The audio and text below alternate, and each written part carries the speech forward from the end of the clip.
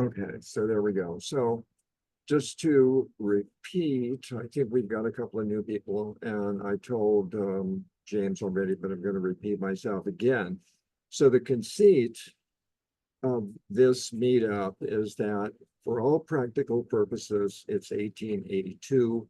You've been given a copy of this book by a friend.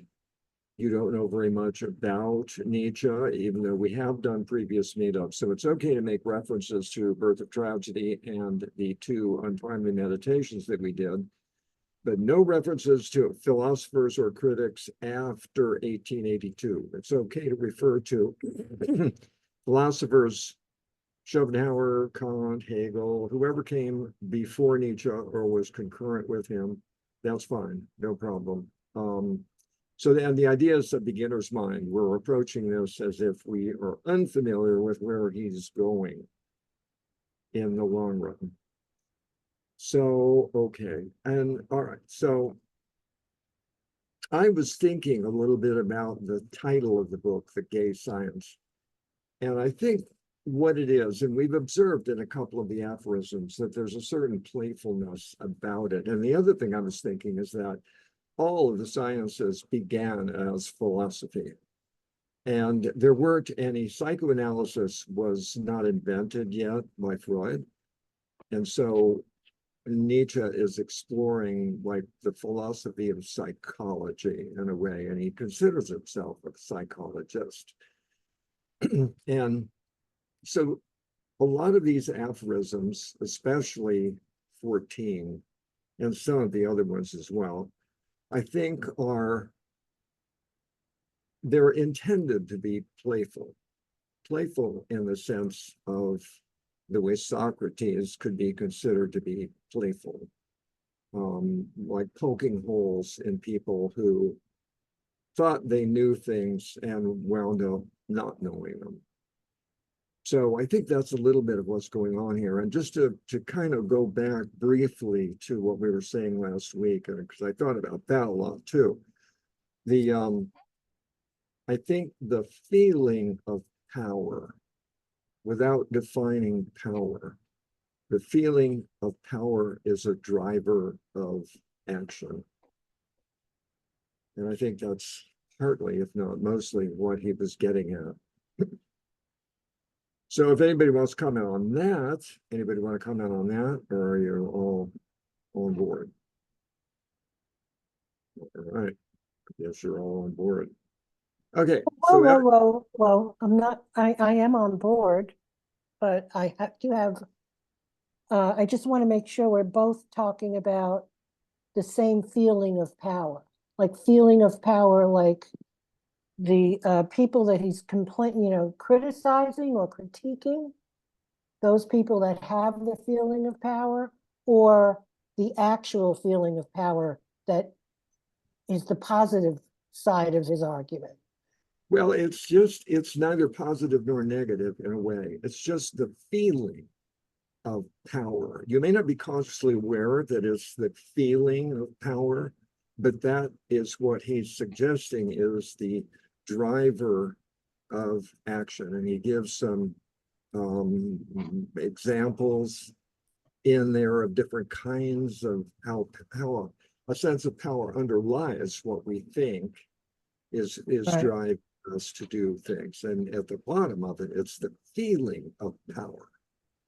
Jason. Yeah, I just want to make sure we are all talking about the power is the individual's power, not the power of a collective effort, like great German empire or something like this. Yeah, absolutely. Yeah, it's the feeling of personal power that drives action. Juan.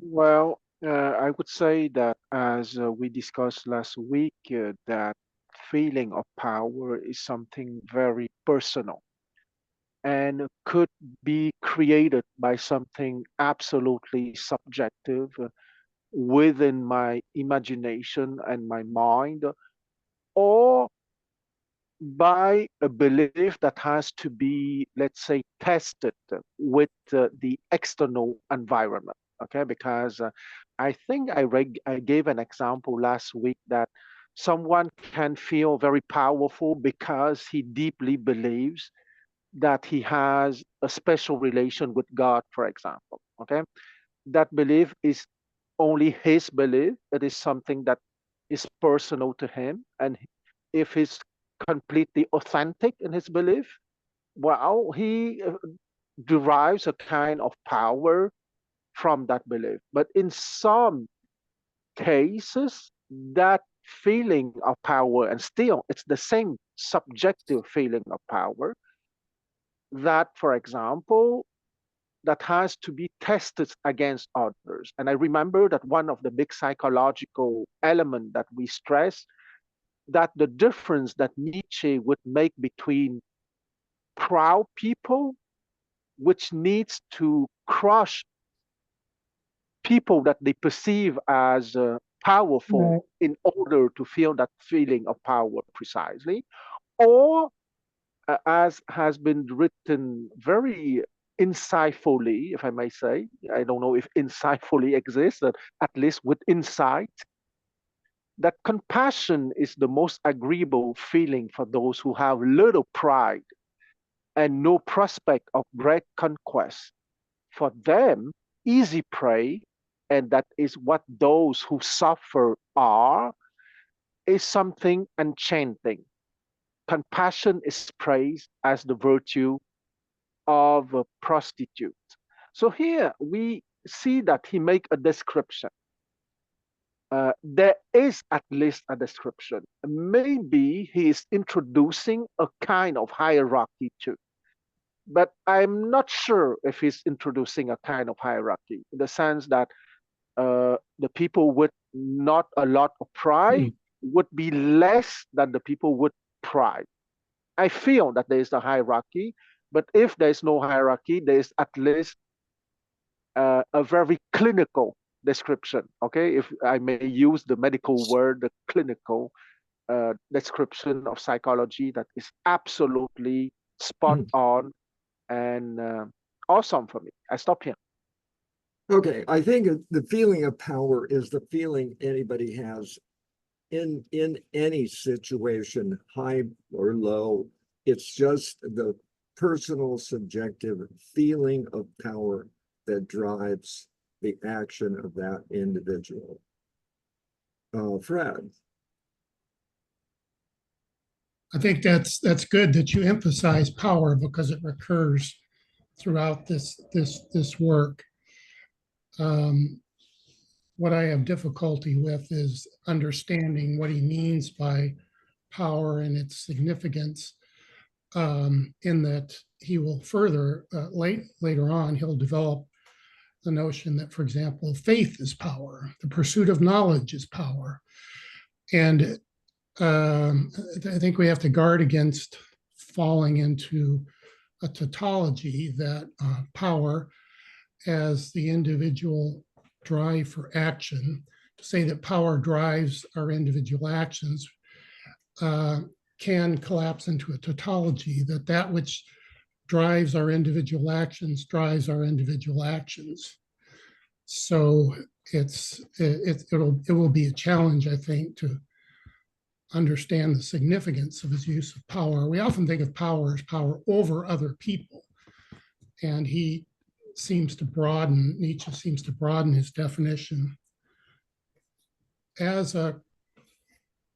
was pointed out, to be more of a subjective force as well. But so in other words, the question arises, okay, so what if it's defined tautologically and vacuously? It becomes meaningless. So it will be interesting to see how he uses that concept of power. Thanks. I don't think he's using it as a tautology in this particular aphorism. And I'm not quite sure how you're thinking about that. If I say the feeling of power drives action, no matter what that action might be, I don't know what's tautological about that. If we define power as what drives... I'm not defining power. No, stop. Power is undefined. It's the feeling of power, whether one person might feel a different sense of power than another person. It's just the feeling of power without defining power. It's the feeling, that's all. Okay, so that seems to me that we kind of are, I won't go any further. I'll just say that the problem is it becomes either vacuous or tautological. Well, okay. But we'll see where it goes. Thanks. Okay, all right. Audrey. Well, okay, so you're saying that the feeling of power, this aphorism number 13, Yeah, you're saying it culminates in, we're just talking about a feeling of power drives our actions. And we're not defining, he's not defining for us what power is. Not positive, not negative. I mean, he seems to be criticizing a certain kind of power, though, in this. Bullying and mentioning things like that. But still, I'm with Fred. I'll wait and see. Because as a person, like, I'm pretending I'm in 1882. If you said the word power to me, I would think that you're going to, harm me in some way, bully me in some way, or make me do something. So yeah. I already have in 1882, based on my history and experience back then, I would think that power means something very specific to those people. But Yeah, we can I would agree with you in that sense, but I think that he's inviting you to think about the idea of just the feeling of power. You may start there, but if you really just pay attention to that feeling of power, whether you have it or whether you don't by somebody else's measurement isn't what counts.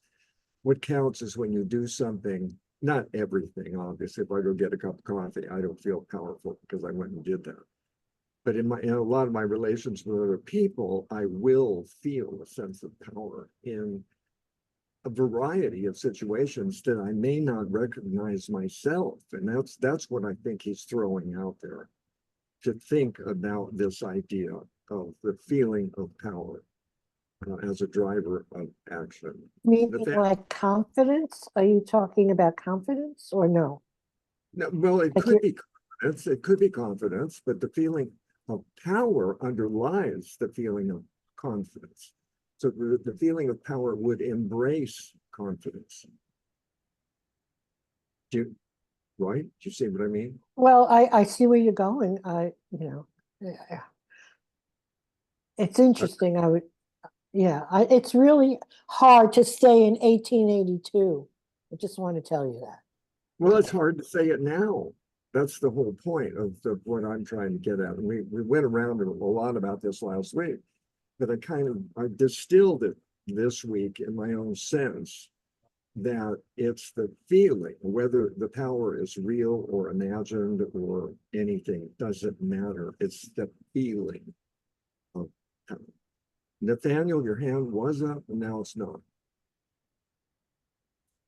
Sorry, I just not totally confident in this opinion, but from what I understand, Nietzsche had read Darwin at this point too, and Yeah. he agreed with Darwin. He believed in evolution, and he said, but he disagreed with them a little because Darwin was mainly about survival, and he's saying, okay, well, all living things want to survive, basically. And Nietzsche was like, yeah, that's true, but it's more than just survival. It's about power too. People want to feel a sense of power and like um like autonomy, I guess maybe. So I think he's kind of criticizing Darwin here, but that's it. Thanks. Yeah, no, that's a good expression of what you're thinking. I agree with you completely. It's if it were if survival were the main driver, then nobody would die for a cause. And the people that do die for a cause feel powerful as they're dying. It seems contradictory, but I think we all sort of get it, Nicole. I just have a question. So the feeling of power, exactly what does that mean by feeling? It- Exactly what feeling it is? Like, is that joy or it's like overpowering, like an omnipotent feeling? Like, how do you describe this feeling? Audrey stumbled across confidence. So just take that as one example. But confidence is not feeling. If Oh, it's gonna give you like emotional response, is It's that an joy or it's peace or it's like excitement? it's an emotional response. And Yes, if but you, exactly what emotional response it is. well, it's feeling. It's just feeling. I don't know what No, but where there's so many different feelings. So what kind of exactly is that? well, What It's is it? subjective. well, I don't think she's talking about like feelings. I think she's talking about a feeling that you get when you do something powerful. It's not a specific you don't even feeling like happiness, sad. It's not a feeling that you get. It's I understand that. it's an I understand emotion. that. It's not I an just want emotion. to understand this a little okay, bit Nicholas, because raise your hand if you want to say something. We always raise our virtual hand here and get called on. but thank you for the explanation. I got it. I just feel like because anything we do is because we want to feel good. So somebody wants to have power. That means they want to feel good. No, Right. you're trying to define power Yeah. I'm trying to define the feeling because it's quite important actually. No, no, I agree. I agree completely. It is very important, but I don't know how to describe. If you feel sad, it's a feeling. If you feel angry, it's a feeling. If you have a feeling that you are powerful or that, and not overtly, and that's why I use confidence as an example. If you feel confident about something, you feel at bottom powerful. You feel power because you are confident, and the power is driving that confidence, the feeling of power. Audrey, your hand was up first, I think, before. Yeah, I can't see my hand. I can see where to do it, but I can't ever, I don't see it if it's really up there.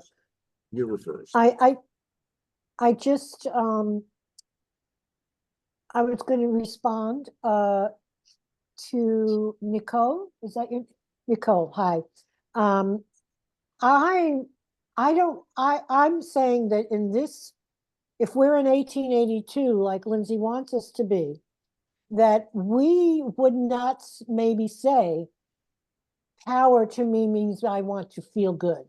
I mean, you're taking yourself into, like what it means to you. I don't think that I'm not sure I agree with what's going on in this aphorism 13, but I definitely think that at this point, 13 is not defining a feeling of power in all situations at this point. It's just noticing, he's noticing or observing, Nietzsche is, that he believes it's a feeling of power that directs whatever action subjectively you're going to take. He's not even saying whether it's negative or positive, and he's not defining it. So I think we should try and stay away from defining it until we read a few more aphorisms. And then I think we should, override Lindsay and go to 2020 and talk about something. It's not any different. The concept of power was no different in 1882 than it is today. The feeling of power, the first thing you're going to think of is Adolf Hitler, Joseph Stalin. They were powerful because they right. That's how I think about power. And that's what they would think in 1882. It's not any different. Yes, that's what I was saying before.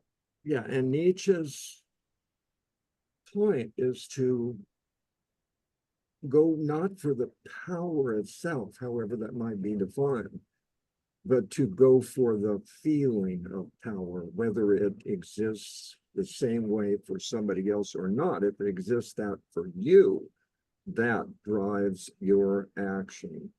One. I would like to suggest an answer of common sense, okay? The feeling of power essentially has to do with the feeling that you're capable to do, to influence, to control, to dominate. So if I have to choose 4 words, control, influence, dominate, do things, do stuff. If I have to choose one verb, the feeling that you're capable to do stuff, that the world is your oyster. I stop here. Yeah, okay. I'm trying to avoid defining it at all. And if you want to define it, go ahead. Nathaniel. Thanks. I don't think Nietzsche would define it as like feeling good though all the time, because you can like a long distance runner or something like that. It doesn't feel good, but it does give you a sense of identity and power to be that capable, like athletically, So yeah, or even like martyrs, like you were mentioning, like when it comes to oppressive political regimes or religion or something, definitely doesn't feel good to be like a martyr and get tortured, but you're fighting for a cause, which is a feeling of power. So I think it's a little more complicated than like just feeling good or something like that. So thanks. Yeah, well, I think so too. And that's why I'm trying to stay away from defining. He doesn't define what power is. The word just is there. But what he's focusing on is the feeling of power, from noble people to the poorest people. All have a feeling of power when they do certain things or when they feel certain things. Nicole. I'm not trying to define it, but it just reminds me of the book Power, written by Bertrand Russell. He talks about like 3 major powers, we predominantly want in life, the power of authority, power of speech, power of wealth, and power of military. And these are things that constitute like the ideal powers. But I think the thing is, like, the most difficult thing to do is actually the power towards controlling our own thoughts, actions, and habits. I think that's the most difficult thing to do in your life. You can do that, you master it. And all your emotions as well.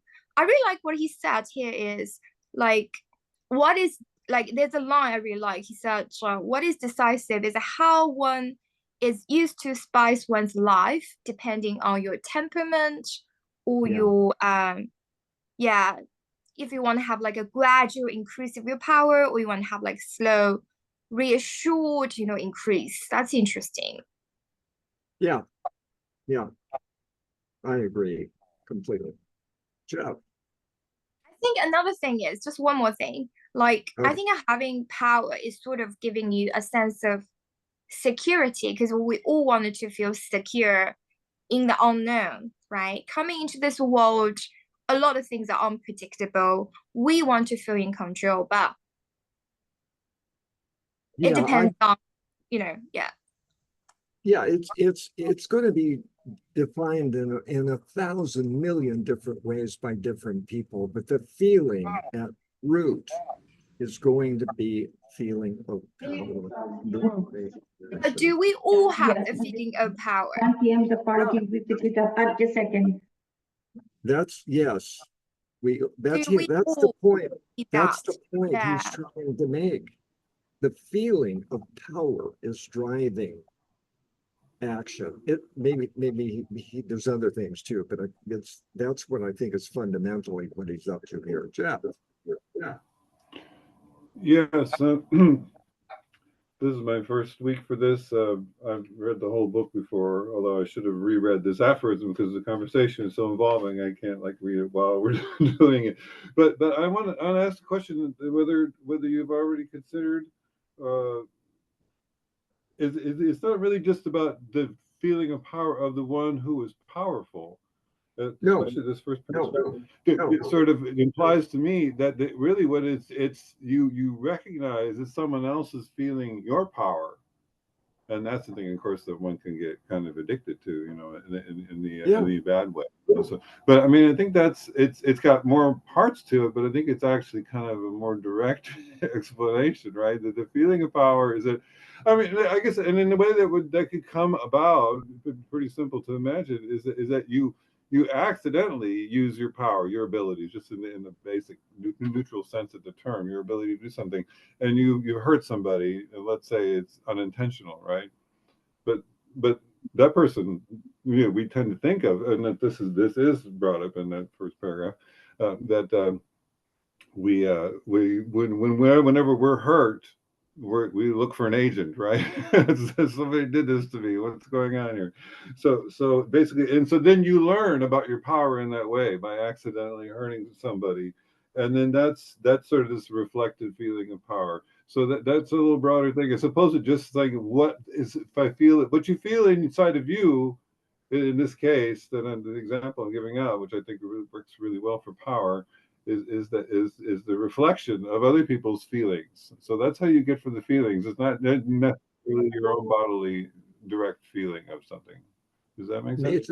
Nietzsche is talking about the direct feeling of power that you personally, individually have in your relations with other people and the things you do. They give you a feeling of power, and he's not defining power. So that seems to be a bit of an issue. There is no definition here. It's a feeling that we may not even be aware of, but Nietzsche is bringing it to our attention. That's what I think is happening here. And he's trying to give a few examples from extremes of human behavior that suggest at bottom all of these people that he describes in that aphorism had a feeling of power.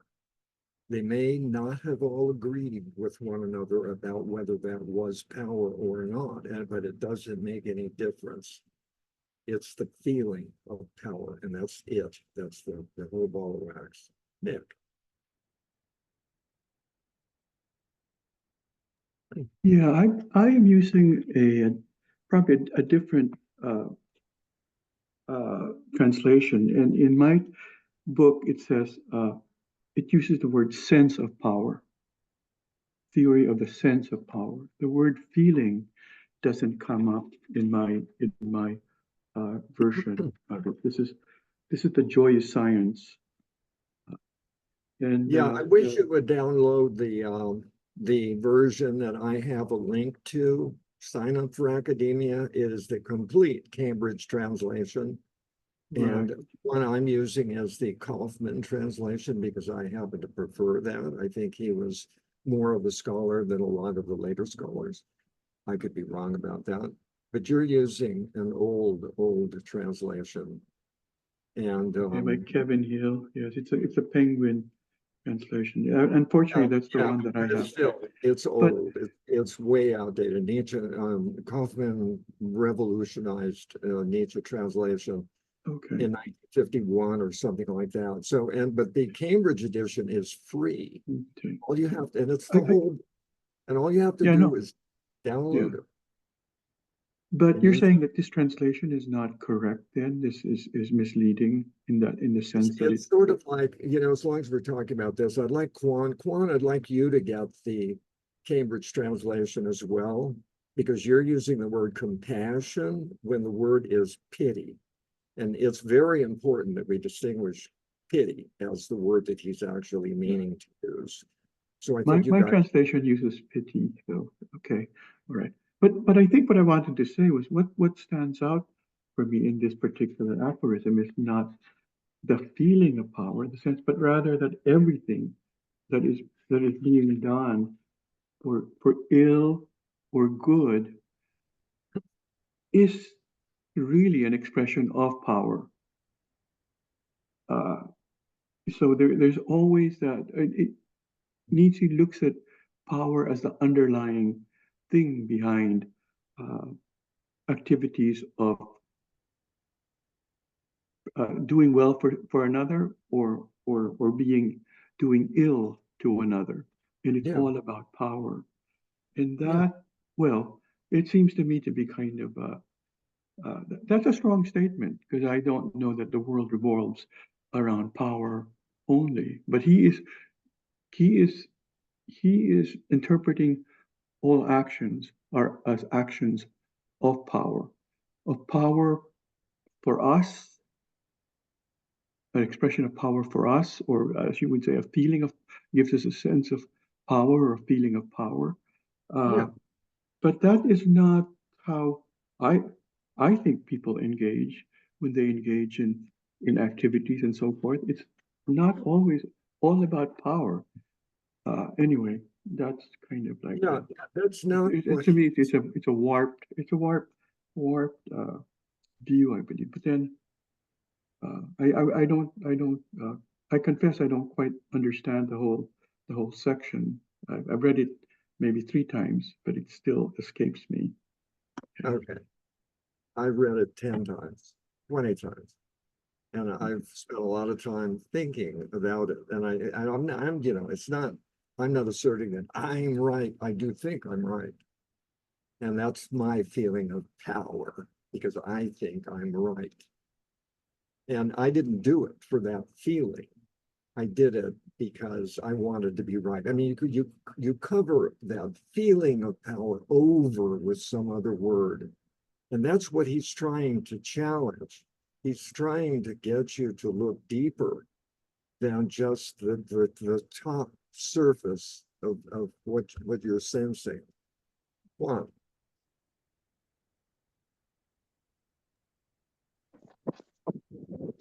Here, I think that there may be 2 big subjects in this paragraph. First, the feeling of power that we discussed till now, and the other one, that the question of temperament, because I'm still not sure that he wants to introduce a kind of hierarchy. But I'm sure that he's making a very precise psychological description.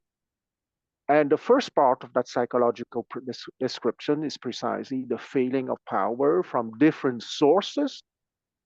And those different sources, which comes from an inner belief, depends also on our temperament. Okay, what he called temperament. I read one line: one always seeks this or that spice according to one's temperament. And easy prey is something contemptible for proud natures. They take delight only at the sight of unbroken persons who could become their enemies, and at the sight of all possessions that are hard to come by. So here, in the notion of feeling of powers, we stress a lot the fact that it is something completely subjective, from the inner, from our mind space. However, I would like to ask the following question. If you need to be victorious over people you perceive as being unbroken, maybe your inner feeling of power is not that awesome after all. And the people who would feel the same thing, the same feeling of power, I'm sorry to repeat feel and feeling, with easy prey, well, maybe they have an inner subjective feeling of power that is more extraordinary. I stop here. Okay, it's just the feeling of power. No definition of what power is. So that lots of different people can have the feeling of power. And other people might go like, you don't have any power at all, literally, obviously, objectively, but subjectively, they have a feeling of power in themselves. Brett. I appreciate your patience with this, Lindsay. And I think I got nothing else to do for another hour. I appreciate that, and I'm kind of every time I read Nietzsche, I have to get in a Nietzsche groove, and so I think your point is well taken. And you know, we're talking here like a bunch of philosophers in the bad sense, in that we want to define things and to an extreme. And Nietzsche's, I think he's primarily provocative in a good sense. Yeah. So here, for example, we're kind of missing, it seems, the point of this aphorism, in that Nietzsche might be saying, whatever you take power to be, consider that even when your goal is to empower others, that enhances your own power. Yes. It's one among other things he's saying. So so he's not going to give us a sort of Euclidean definitions and axioms and so forth. He's gonna play it loose, which is the fun thing about reading Nietzsche. And he probably invites us to consider definitions of power for ourselves, but he's not going to dwell on it, because in other words, we should probably just gloss over that and get to the point of the aphorism, as I said, about the relationship between increasing others' power as increasing our own power. Thanks. Yeah, you brought up something interesting there that I was thinking about too. That Nietzsche is unlike any of the philosophers we've read ever. He stands completely alone in this notion of the aphorisms. And I think partly this is, like I was saying earlier, the gay science. This is sort of the happy science of discovery, of the search for wisdom, of possibly psychology. And we're supposed to be challenged in some way. And you use the word provocative, so that I would use the same word. I just didn't think of it.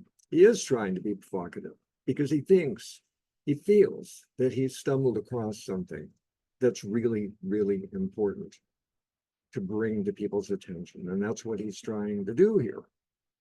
And you can disagree with him or agree with him. I'm finding myself agreeing with a lot of it.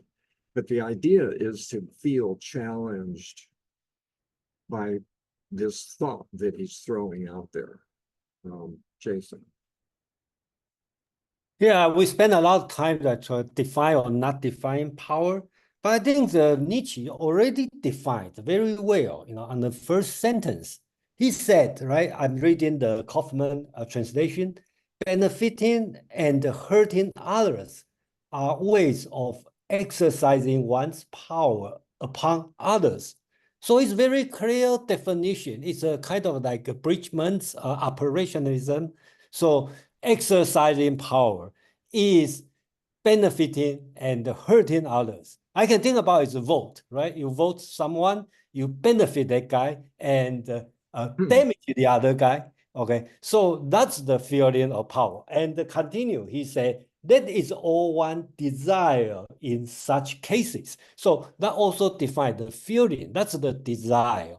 And so what is not power? Okay, you go to hunting and kill a lion, it's not power, okay, because it's not others. So if you give money to the beggars, that's the power, because you give it, you benefit that person, right? So I think that's the definition. He already gave a clear definition on this. Okay, I'm going to disagree with you. And it's just the second part of the sentence. So it's benefiting and hurting others are ways of exercising one's power upon others, semicolon. That is all one desires in such cases, the case of benefiting or hurting. But there are lots of other things going on. And the title of it is On the Doctrine of the Feeling of Power. So there. I don't think he's defined it definitively. Audrey. Well, I was going to suggest, since it's not that long, to read it aloud right now, one more time, and then everybody can have their thoughts. And then, I just think that, because I think we're reading it all different ways, and it would take a few minutes, that's all. And I'm willing to start myself if nobody wants to read aloud, or if you want to do it, Lindsay, that's your prerogative. Okay, let me just take the temperature here. I'm enjoying the conversation, but I think some of you may be drifting off or not giving a hoot and a holler anymore. I'm not really sure. So would you all be agreeable to that? I'll read the whole thing with my own emphasis, of course, along the way. Okay. Yes. All right, so here we go. On the doctrine of the feeling of power. Benefiting and hurting others are ways of exercising one's power upon others. That is all one desires in such cases. One hurts those whom one wants to feel one's power, for pain is a much more efficient means to that end than pleasure. Pain always raises the question about its origin, while pleasure is inclined to stop with itself without looking back. We benefit and show benevolence to those who are already dependent on us in some way, which means that they are used to thinking of us as causes. We want to increase their power because in that way we increase ours, or we want to show them how advantageous it is to be in our power. That way they will become more satisfied with their condition and more hostile to and willing to fight against the enemies of our power. Whether benefiting or hurting others involves sacrifices for us does not affect the ultimate value of our actions, even if we offer our lives as martyrs do for their church. That is a sacrifice that is offered for our desire for power or for the purpose of preserving our feeling of power. Those who feel, quote, I possess truth, end quote, how many possessions would they not abandon in order to save this feeling? What would they not throw overboard to stay, quote, on top, end quote, which means above the others who lack, quote, the truth, end quote. Certainly the state in which we hurt others is rarely as agreeable in an unadulterated way as that in which we benefit others. It is a sign that we are still lacking power, or it shows a sense of frustration in the face of this poverty. It is accompanied by new dangers and uncertainties for what power we do possess, and clouds our horizon with the prospect of revenge, scorn, punishment, and failure. It is only for the most irritable and covetous devotees of the feeling of power that it is perhaps more pleasurable to imprint the seal of power on a recalcitrant brow. Those for whom the sight of those who are already subjected, the objects of benevolence, is a burden and boredom.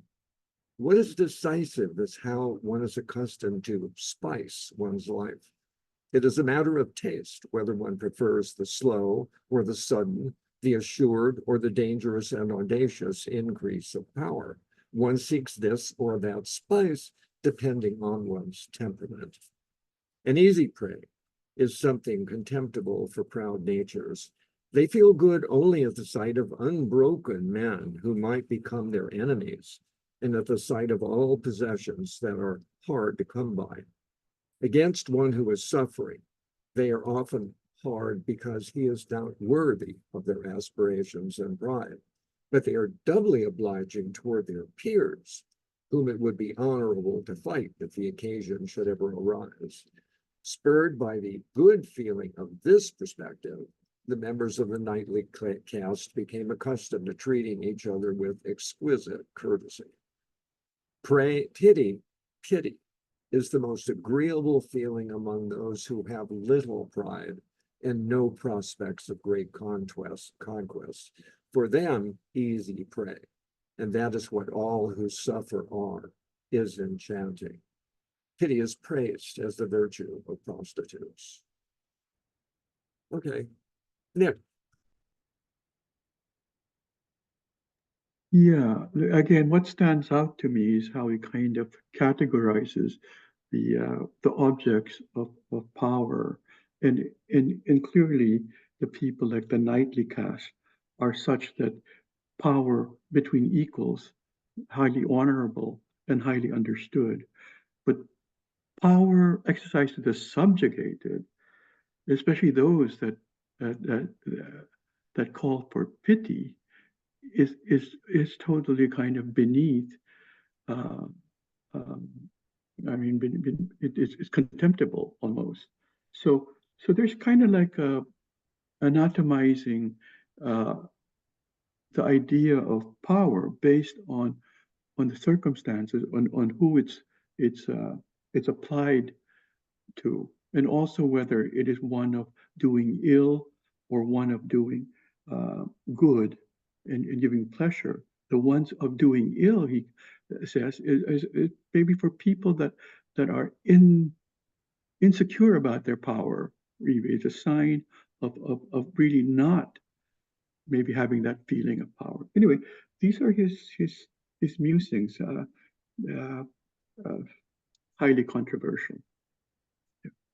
Okay, I would certainly go with that. When I get done with Jeff, we're going to move on to 14 because we've spent almost an hour on this one. Nicole.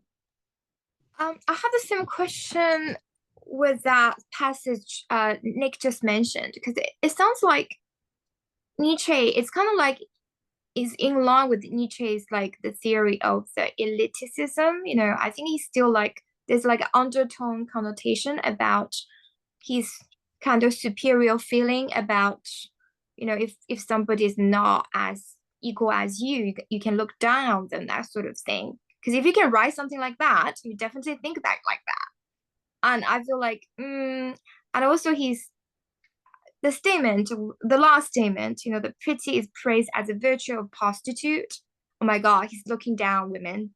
It's very misogynistic kind of statement out there. Yeah. Well, we're going to have to forgive Nietzsche for almost not criticizing him. It's just my observation. Yeah. Yeah, Obviously, well, I a think, lot of hardships with women. Would that be it? So no, I agree with you. Everything he says about how women. can you I don't understand, is this so unattractive having a beard like that? How can a woman kiss you when you have a huge beard? No wonder you get maybe turned down. I don't know. It's like a styling thing. You're being very realistic. Does that give you a feeling of power over Nietzsche? No, I don't. I don't need any power. I'm just saying, Okay. It's just from women's perspective, Yeah. Well, I think the point he's making, whether you agree with the idea or not, by choosing a prostitute as an example, is that somebody who's really low on the social scale, and somebody who is suffering and in great pain, they can help and get a feeling of power. That's what I think he's getting at here. The feeling of power is the same driver. Karen.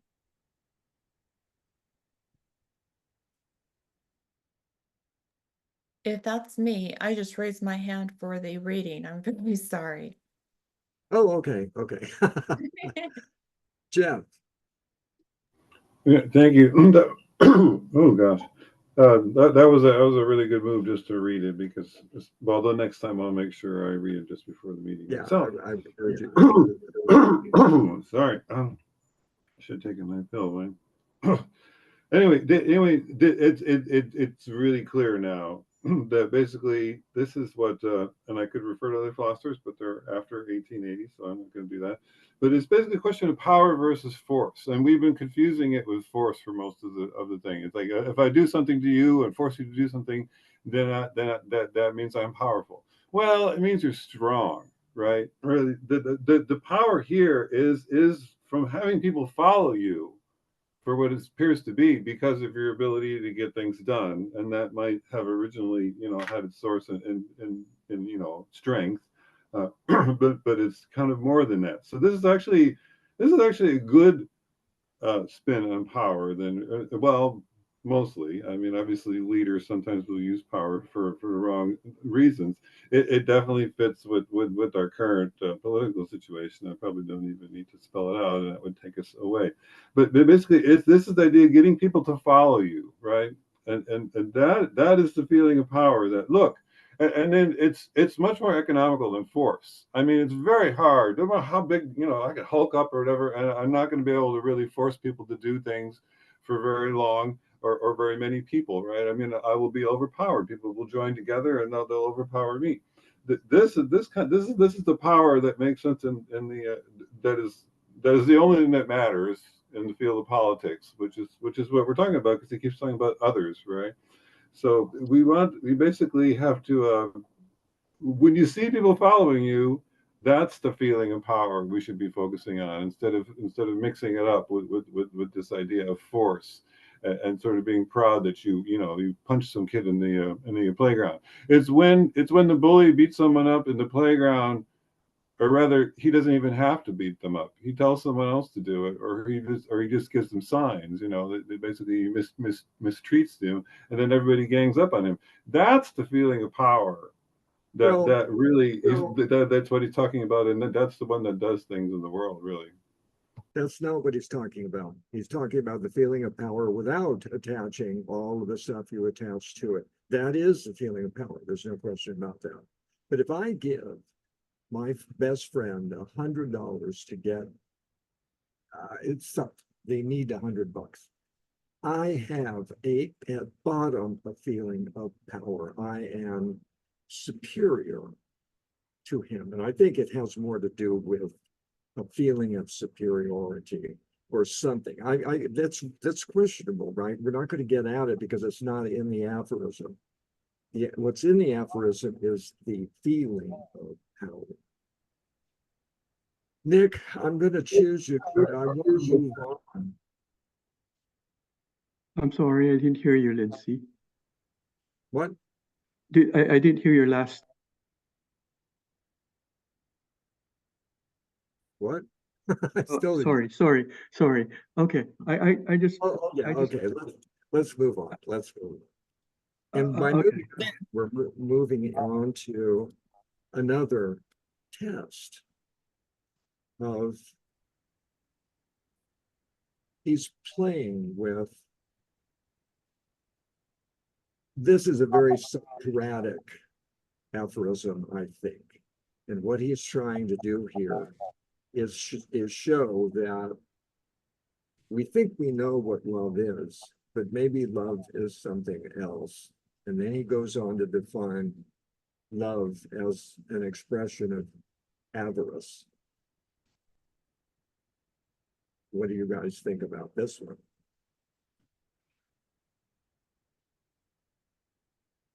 Nobody thinks anything? Are we agreeing with him? Are we? Okay. All right. I thought we'd get a little more out of it than that one. Love. Oh, okay. Sexual love betrays itself most clearly as a lust for possession. And this is a particular case in point that I was going to make earlier. Nietzsche is speaking from a man's point of view, and that has to be taken into account here. I don't know that women would feel the same way. I know that men do. Juan. Now, I think that this paragraph is an excellent second part of the one we just read on power, because it has a lot to do with the other one too. And I want to read some sentences before making my comment. When we see someone suffering, we like to use this opportunity to take possession of him. That is, for example, what those who become his benefactors and those who have pity for him do, and they call the lust for new possessions that is awakened in them love, in inverted commas. And their delight is like that aroused by the prospect of a new conquest. And it's a little bit linked to the fact that in the paragraph before, Nietzsche made the very interesting observation that for proud nature, it is important to make conquest of unbroken people. So sexual love, however, is what most clearly reveals itself as a craving for new property. The lovers wants unconditional and sole possession of the longed for person. He wants a power over her soul as unconditional as his power over her body. He wants to be the only beloved, to live and to roam in the other soul as that which is supreme and most desirable. And I want to jump to the end of the paragraph because I think that it ends very beautifully. I will read the last 5 lines. Here and there on earth, there is probably a kind of continuation of love in which this greedy desire of two people for each other gives way to a new desire and greed, a share higher thirst for an ideal above them. But who knows such love? Who has experienced it? Its true name is friendship. I stop here. Well, what is your opinion of all of that? I think it's very, I think that he has a very clear-minded, what is most people call love. I think Nietzsche has a awesome judgment because love most of the time, as he clearly wrote, is a kind of possessiveness, okay? It's precisely a special name given to a special kind of feeling of power, precisely. Having the possession of the other bodily, psychologically, and spiritually, and to be the only beloved, okay? That's the ordinary understanding of love. And why I think this paragraph is awesome, because it ends with the idea of friendship. And that I share his definition of friendship, that here and there on earth, there is probably a kind of continuation of love in which this greedy desire of two people for each other gives way to a new desire and greed, because it's still a kind of greed, but a share higher thirst. Okay, so the key word here is share. Share higher thirst for an ideal above them. But who knows such love? Who has experienced it? Its true name is friendship. Okay, I'm not saying it's the only definition possible of friendship, but it's probably one of the most interesting and clear-minded definition of friendship for me. So you agree with them? I have the weakness to agree with most of it. Okay, all right, Nicole. I really love this. This is beautifully written. I think a friendship should be the fundamental foundation for love. Because, if you want to have anything that can last a long time, there has to be friendship in which you could have constant conversation with this person, stimulate each other physically, emotionally, intellectually. And but I want to say something. I understand what Nietzsche says about the possession, when you really want this person, that higher thirst, you do want to possess that person to some degree, but the highest form of unconditional love lies into the fact that you give each other freedom to choose. You're free to go and you're free to choose me. I want to be committed to choose you all the time until the day I die. That's love. I think it's really, really romantic. The friendship part is really romantic. Yeah, it is. It is. No, that's true. But the notion of this of the unconditional love is how I'm going to move on. I can't quite formulate the thought I've got about that. I'm trying to work it out as the idea of love. What we think of as love is actually the desire for possession, and I think a lot of that is. I think that's true. I agree with a lot of what's here. And again, this is Nietzsche digging deep, going underneath. Somebody's got a radio on or something. Oh, that's okay. You're muted. You're muted, Nicole. You're muted, Nicole. You're just waving your say one thing, like that's why if we ever go on dates, we should never skip the friendship part. Be friends first. Okay. Now, what I'm just saying here is that this is Nietzsche digging again and going deeper and underneath the common understanding of what love is. And it would still be possession. I think it's in the case you're mentioning, that fundamentally it would be, I want this person I want to possess this person for the rest of my life, to the exclusion of everybody else. Jason. Okay, so, I think it's interesting to read this one. At first, I think Kwang read it just like exactly the way I highlight the two areas. So I have no difficulty to find what area he read. It's just almost identical. Secondly, and I always think that people read Nietzsche will not read Kant, but today I see Jeff, so I'm quite happy. So I read this one. I do see in the Western history, the two philosophers have the most weird relationship with women is Nietzsche and Kant. And they talk about sexual love, surprisingly in the same way. Okay, so here Nietzsche talk about the paragraph Kwang just read, right? He wants a power over her soul as unconditional as his power over her body.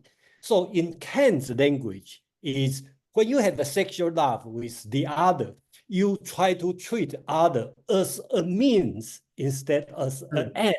Okay, so they are the same way. And how to legitimize this relationship? Because I treat others as means, and she or he also treat me as a means. So it's balance. That's Kant's idea of marriage, because marriage is the word. So I find out that this most art of male philosopher have the very strange relationship or no relationship with the other sex, and they come with very similar idea of sexual love. So I'm not saying I do this way, but I just want to say that's interesting to find out. Yeah, I think it's more because they're both men, not because they didn't have any engagement with women. and I think what he says about this applies wholeheartedly to men, for sure. Audrey.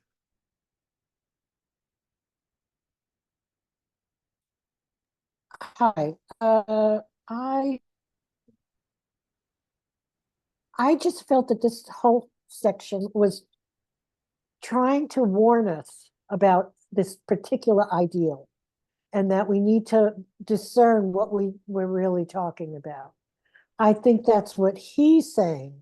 Now, what his motivation is psychologically, how he felt about women and his issues with women, of course, colored what he wrote, I'm sure. It informed who he is. But I still think that he's talking about a type of friendship that maybe this ideal of love that goes beyond us is actually something we should really question. Is there such a thing?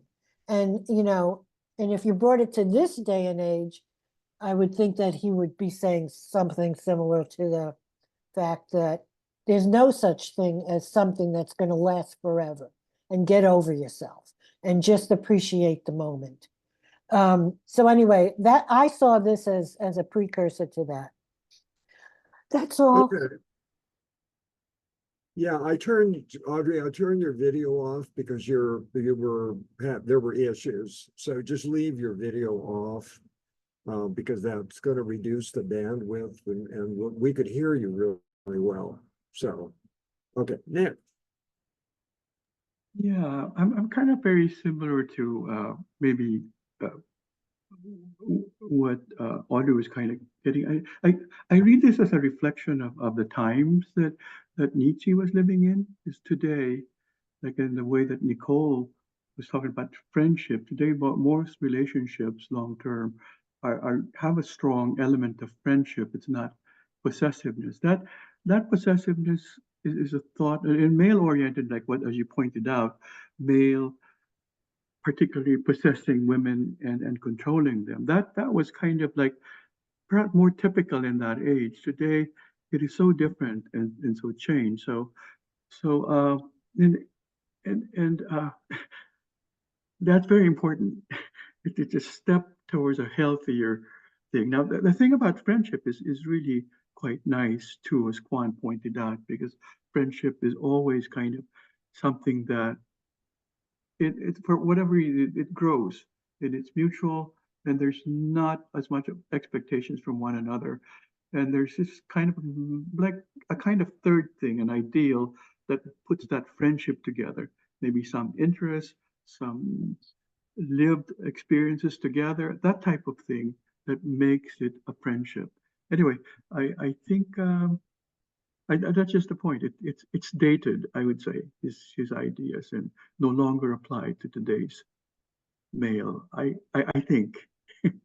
Okay, I'm tempted to agree with you about that. I think that feminism has changed a lot of this, but I'm not sure that the fundamental, and again, like the root idea, the root drive among men is possession. I think it's being sort of challenged and modified or played with or denied or something by the feminist movement. I do agree. It's not as certainly true as it was in 1882. So we do have this one. I think it's fundamentally correct though, and the thing about friendship is really great. I don't know how your friendships work, but I've only had a handful of friendships that were real friendships. And there is a kind of love that develops, a kind of not, well, I could even go for possession, even in that case. I don't want this person to go away. I want to keep this person near me. And that hasn't happened with Jason.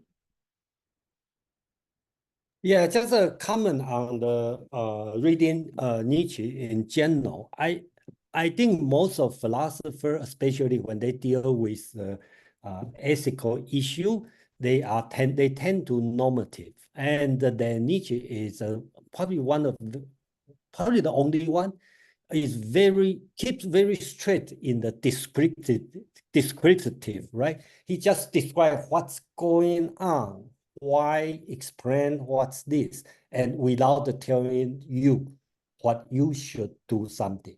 I think that's the different, in Nietzsche. At least I find out that's the way of reading Nietzsche. Yeah, no, I would agree with you. I would agree with you about that. Nicole. Jason, that's a really good point. I feel like sometimes it's very clever device, because you have this like open-ended kind of question for people to philosophize. That's the main goal for philosophizing. At the same time, it's smart as well, because when you have the fragments, you don't expand, then it's all open. You can open to all interpretations, right? But at the same time, I think expansion is actually quite difficult as well when you actually wanted to consolidate it. And this is definitely smart, writing device. Another thing I want to say about the last is, I don't know, I've actually missed what Nick said about like the friendship. I think Audrey mentioned about like Nietzsche actually implies this love doesn't last. But I feel like from the last passage, he actually implied love can last as long as there's friendship, the element in it.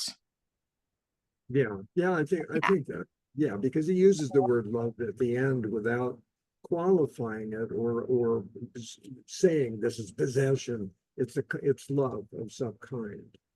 And also, I don't know about the feminism, the feminism movement these days, but I do believe those feminists, so-called feminists, have a very antagonistic perception towards men.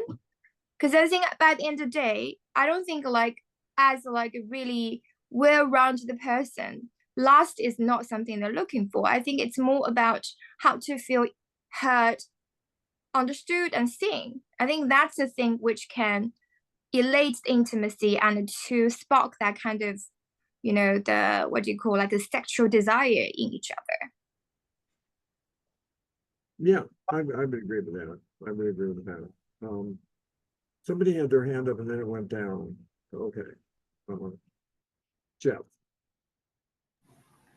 I just wanted to point out in the second paragraph of this aphorism connects to the previous one, which is like, the aphorisms are not really that separate. That's just that it gives them an opportunity to begin again each point, and to perceive, as you were saying before, was the general thing. We wanted to see things through his eyes. I forget, those aren't the words you used, but that's the way I took it. So basically, our pleasure in ourselves, we basically change things. We change other people into ourselves, and that's how we come to love them. But then that makes love a sort of narcissism, doesn't it? Right? We love it because it belongs to us, because it's like us, because it appreciates our protection. Which recalls back to 13 there. And then we become tired of a possession. It means we're tired of ourselves, which means that then there's nothing that possession that other person can do to get back, except maybe to act up and be different and not us. When we see somebody suffer, we exploit this possession. We take that as an opportunity to basically take possession of them. Those who become his benefactors are benefactors, the powerful, and pity him, for example, do this and call this lust for a new possession that he awakens in them love. But really, we're far down the narcissism road here. We're not. He does end up in the right spot, which is friendship. So I just wanted to point out that there's a lot of. It's not that separate from the previous one. It's the same idea that getting people to be the right word isn't in here. It wasn't here, but it was in a different paragraph.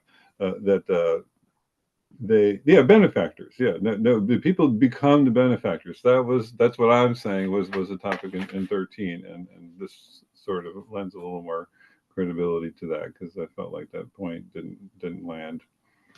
So he's still on that idea. He's still on? He's still on that idea that basically it's the power is the power of people together, usually under one leader, right? And here, this other thing that's a much more positive feeling, right? That we call love is really just a variety of that, which is, but we those who become his benefactors and pity him. For example, in other words, the people that are dependent on you. This is like, you could look at this in terms of dependent love or even codependent love. Do this and call the lust for a new possession that he awakens in them because they're bored, because of the narcissism thing. He calls it love, and the pleasure they feel is comparable to that aroused by the prospect of a new conquest. Oh, are you done? Yeah. Okay. Fine. Going back to the notion of love as understood ordinarily, it's not only sexual love, it can be so-called psychological or spiritual love, in the sense, I give a simple example. If you're a priest, that you would love the people who would go to your church, but in your mind, it's much more to possess them as a member of your church, even if there's no sexual relationship, no sexual intercourse. It's still the so-called love of the so-called, it's still the possessiveness and not love. And that would distinguish from what Nietzsche calls so rightly friendship, which is a share ideal. Okay, and once again, the key word is share ideal, because in the case of the priest who would want a new person as a member of his church, it's possessivity. But if the new member truly share the belief of the priest, that would be the common share belief that would make them potential friends. So friendship is really the shared ideal for something which is higher than both. And then possessiveness uh, can be about the body, but possessiveness can also be about the mind or spirituality. I stop here. Yeah, avarice, I think, is probably a better word to be using instead of possessive, even though he gets into possessiveness later on. In the very first paragraph, that's like the fourth sentence or something. Even the most beautiful scenery is no longer assured of our love after we have lived in it for 3 months, and some more distant coast attracts our avarice. Possessions are generally diminished by possession. And there are countless stories that people will tell about how they felt about each other when they first met and got married. And it was just wonderful for the first 2 years. And then it gets kind of boring after a while. And I think that is what he is observing and commenting on here, Nicole. I think Quan used a really good example to explain like the spiritual love, the idea form. I got it.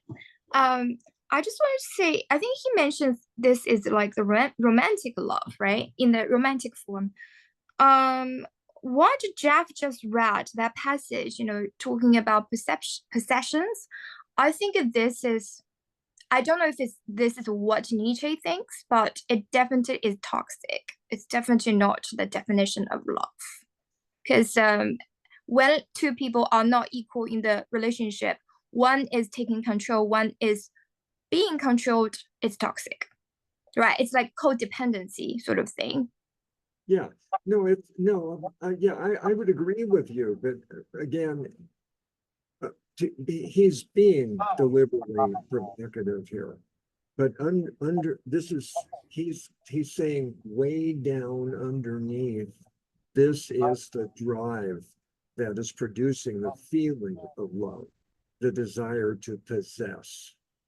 That you may not agree with that, but I think that's what he's saying. So he's trying to shake things up a little bit in a very Socratic way in a single aphorism by providing some examples. I think he actually used a quotation mark, love, like assume the honorary name of love. So I assume he doesn't agree with this opinion, but he thinks that really happens in life. Yeah. Yeah, I think. Jason. Yes, I kind of question or I kind of disagree something here. Okay. So you just read about the stay in one beautiful landscape, no longer sure our love after we have lived there for 3 months, right? Before that, he talked about our love of our neighbor. Is it not a craving for a new property? And likewise, our love of knowledge, of truth, and then what is new. So he kind of talking about love is possession, craving, but I'm not sure, I agree or I'm not convinced the love our neighbor is craving for new property.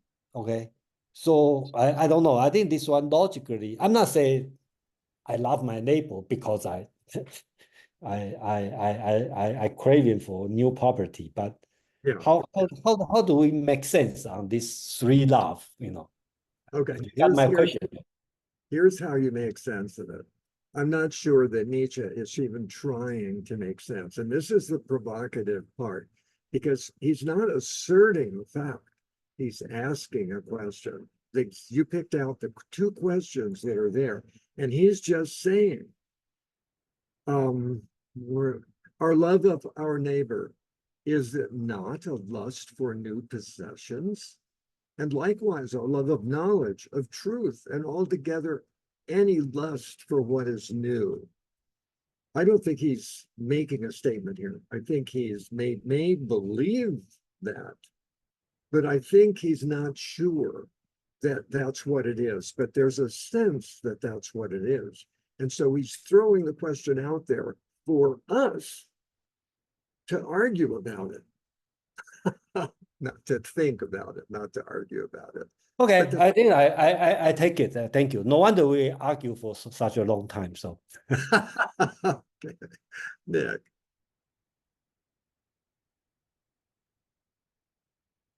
Yeah, I have several thoughts, but the first one that came to my mind was, as you pointed out, I think I particularly like where he points out to us this particular statement. Still more astonishing is the fact that the concept of love as the opposite of selfishness has always been modeled on it, when it is perhaps precisely most candidly the expression of selfishness. So that is a kind of astute observation about how, sexual love and so forth in his time is, we're supposed, because we say love is selfless, blah, blah, blah. But really, it is observation. It is the most selfish thing and so forth. But yeah, were you done? Were you done? Well, the other thing, as we were talking about this stuff, because it seems like the concept here is possession of property, and the idea of possessing something, even knowledge and so forth, is so forth. It is always subject to, diminishing returns, plus you get tired of it and so forth, and decline and so forth. But that's where the word Kant came to mind, to look at the other, not as a means, but as an end, according to Kant. If you do that, then you're not subject to this, because possession is always a means to something, and therefore will decline. I mean, that's kind of the thing that kind of popped up. Yeah, I think we dispensed with the categorical imperative in its various expressions in aphorism 3 or 4. I'm not sure which one.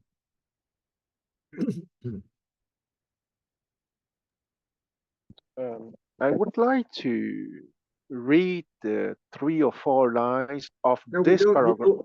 Juan, we're I've got 4:30 is the end of the road here, so we don't have time for you to read anything. Just what thought do you want to express here? Okay. What I want to say that Nietzsche, in my mind, the main insight of this paragraph is that he says that the pleasure we take in ourselves try to preserve itself by time and again, by changing, by taking something new into ourselves. Okay. And that is simply what possession means. I think that is an awesome insight. Okay. So it's not only the fact that we feel powerful because we possess something, but because it is deeper than that. We want to introject that something new in ourselves, because with time we get tired of ourselves, and that is incredible as psychological insight. I stop here. Yeah, I agree with you. But thanks for bringing that up. I really appreciate it, Nicole. Briefly. I just want to mention, briefly. Nick said about unconditional love. I think the thing is, unfortunately, I think the love from parents, from ordinary parents to children is unconditional. But unfortunately, in a relationship, love has to be give and take. Because if the other person is not making enough effort, you have to leave. So it's not unconditional. Well, yeah, I'm okay. I'm not sure he's concerned about unconditional love. I think he's just talking about love. Juan, I'm going to have to skip you, Jason. Yeah, I think this paragraph make a lot of sense. If you put first Christian, right, Bible, New Testament, when Paul defined, okay, love is patient, love is kind, love, it does not envy, it does not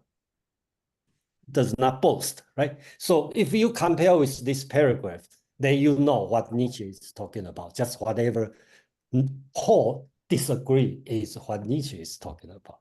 Yeah. I think whoever made the observation that the preceding aphorism about power the feeling of power is definitely related to this. And the other thing to keep in mind, I'm not sure how many of you know Nietzsche or don't. Nietzsche's not a systematic philosopher at all by any means. And this is going to be pick and choose. And a lot of these thoughts, these seem to be related in some way, but I haven't quite figured out exactly how they're related yet. But there's some fundamental principles that are being laid down here that he's going to develop as time goes by. And spoiler alert, but who knows how long it'll take to get there. So that's kind of where we're at. The other thing I want to mention is we're not going to do the last book of this book. We're going to do, but it was written after Beyond Good and Evil and Twilight of the Idols, or somewhere along the line. So we're going to fit that in where it belongs chronologically in this list of published works. Because the end of this leads right into Zarathustra, so we're going to stay with that. Okay, because Zarathustra came right after this. So I would like you. I hope you're having as much fun as I am, because you're all still here. So I guess you were. So I'm gonna post 15 through 20, and we may not get through all of those, but be ready all the way up to 20 for the next time. And we'll get as far as we get, but whatever, down, whatever. So next week is only 1 hour, and I will announce that after I put in the aphorisms to read. I will publish it in 20 minutes. It'll be in your email. And next week is 1 hour, and then 2 weeks away is an hour and a half again. What? And Say that again. What, Audrey? Can you hear me? I can, yes. Okay, so what I'm saying is, I wanted you to repeat what you just said, because I didn't hear. Okay. I'm gonna send out, just check your email box in about 20 minutes, and you'll get next week's meetup, which is only going to be an hour long. And then 2 weeks from today, it'll be 2 hours, and you'll, whatever. But I'm publishing it because then I know what to assign for reading purposes. So I think I said more than that, but I said that at the very least. So. I'm not even going to go there. Okay, next week and the week after that is 2 hours. No, next week is 1 hour. The week after? An hour and a half. Okay, you said 2 before. I made a mistake. Well, mistakes, you don't have to hit yourself. But I do. I beat myself mercilessly when I make mistakes. Well, since this week we only have an hour, I would like people to add the word curious to this particular aphorism that we just finished, because I think there's some confusion here about what he's talking about, love or curiosity, when he talks about self-possession of wanting something. So I didn't raise my hand because I couldn't see my hand and I didn't understand what's going on. Well, I could have seen it, so. Well, it's too late now because it is. I know. I gotta get out of here, and so do you. So let's go do something else, and I'll see you next week. All right.